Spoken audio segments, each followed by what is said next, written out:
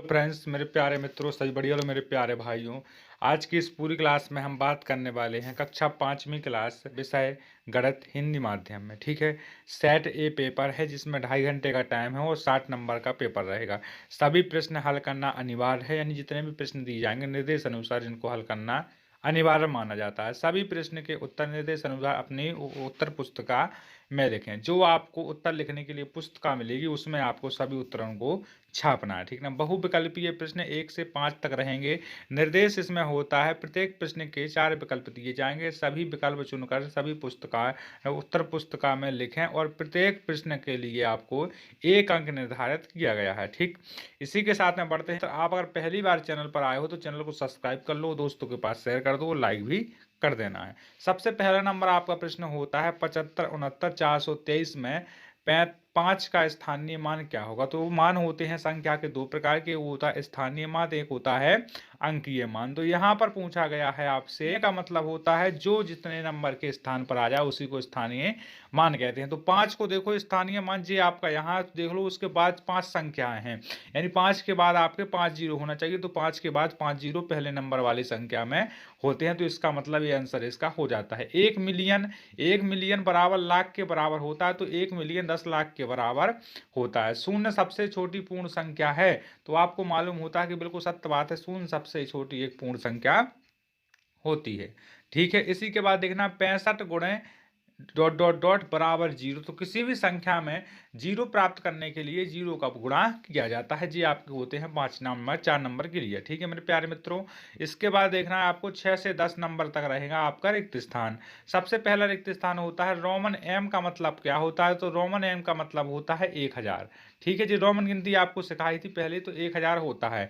50 का वर्ग होता है 2500, 5 का वर्ग 2500, 50 का होगा 00 और तो 2500 इसका आंसर हो जाता है। इसी प्रकार से देखो फिर लिखा है त्रिभुज में होती है। तो त्रिभुज जैसे जी आपका एक त्रिभुज बना दिया यहाँ पर, तो इसमें कितनी भुजाएं हुई, 3 भुजाएं हुई, यानी त्रिभुज में होती है 3 भुजाएं मेरे भाई। ठीक है ना। 1 घंटे में जैसे एक घड़ी होती है आपकी घड़ी, तो घड़ी में देखना है आपको 1 घंटे में कितनी डंडी होती है, सबसे महीन वाली कितनी डंडी होती है। तो इस पूरी घड़ी में आपकी 1 घंटे में होते हैं 60 मिनट। कितने मिनट, 60 मिनट। ठीक है ना। इसी के साथ 20 गुणे कर दो 40, यानी 20 चौको 80, यानी इसका आंसर हो जाता है 80। इसके साथ देखना है सबसे 11वें से 16वें नंबर अति लघु उत्तरीय प्रश्न होते हैं। तो अति लघु मतलब सबसे छोटे वाले क्वेश्चन आंसर। ठीक है ना। पहला क्वेश्चन होता है 40/2। तो 40/2 को हल कीजिए। तो यहां से करेंगे 2 दूनी 4 होता है, 2 दूनी 4 हुआ और कट्टे से 0, यहाँ से 0, यहाँ जी आपका इसका हल हो चुका। ठीक है ना।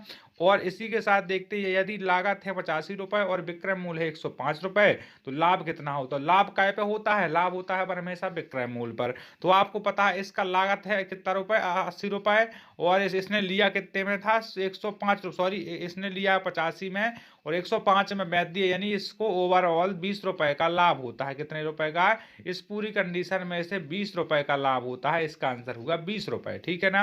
वृत्त का चित्र बनाना है। वृत्त का चित्र एक सीधा सीधा जी बन गया हमारा एक वृत्त। वृत्त का जी केंद्र हो गया, जी होती है इसका व्यास, ये होती है इसकी आधी त्रिज्या, जी होती है परिधि और जी होती है इसकी जीवा। ठीक है ना। इस प्रकार से आपने समझ ली पूरी तरीके से। फिर देखना है त्रिभुज की संरचना वाले 2 वस्तुओं के नाम बताना। त्रिभुज के समान 2 वस्तुओं के नाम बताना जो त्रिभुज की आकृति के होती हैं।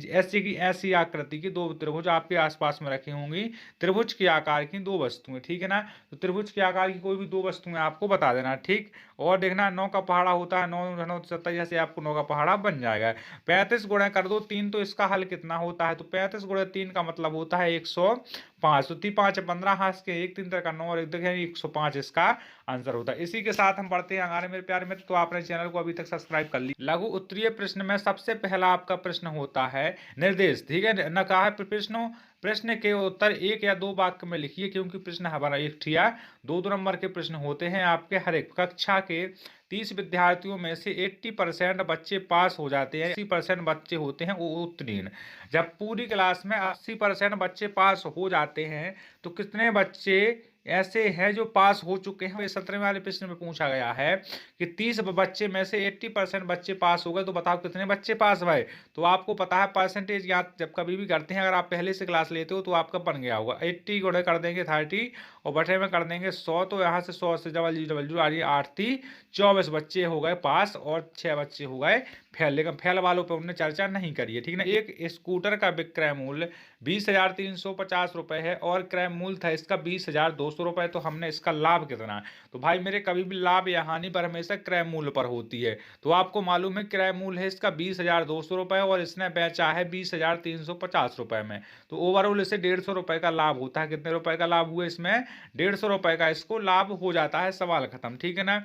एक घन की लंबाई, चौड़ाई और ऊंचाई दी गई। घन आपको सबसे बन जाता है, बनाते घन के नहीं बनता है। अगर नहीं बनता है तो देख लो, मैंने स्क्रीन पर ये आपका एक घन बन चुका है इस तरीके से।